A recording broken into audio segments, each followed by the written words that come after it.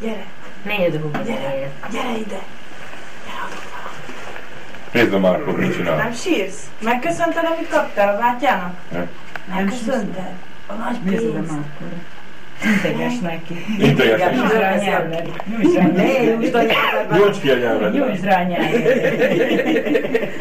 Nyújts ki rá a nyelved. Ne nyújts ki, kislányom. Fölveszik videóra, akkor nyitva lesz a nyelved. Hát gyere ide ki vele. És neked mi van? Mondd nekem valamit. Nekem semmi nincs. Aztán valaka. És hogy volt? Mikor találkoztad a darabossal?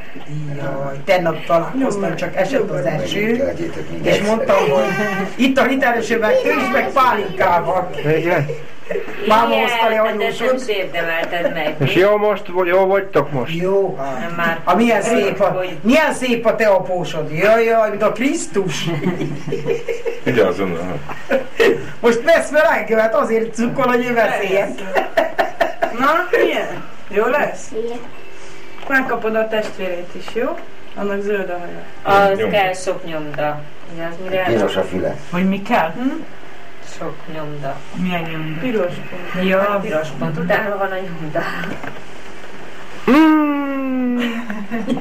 Nyomd meg a hasát! Hol van a szülinap? Addigra vesz másikat. Addigra majd vesz Játszol? másikat. Dolgozol? Nem dolgozom. Hogy vagy? Ha nem akarok. Szőnyeg csárda nem dolgozol? Bezárt már. Igen? Jó. Miért? Ha vége szezonnak. Csak szezonra dolgozik?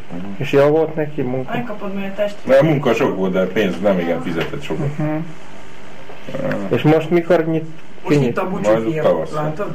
Csak Jövőre. Nem is kap semmit más,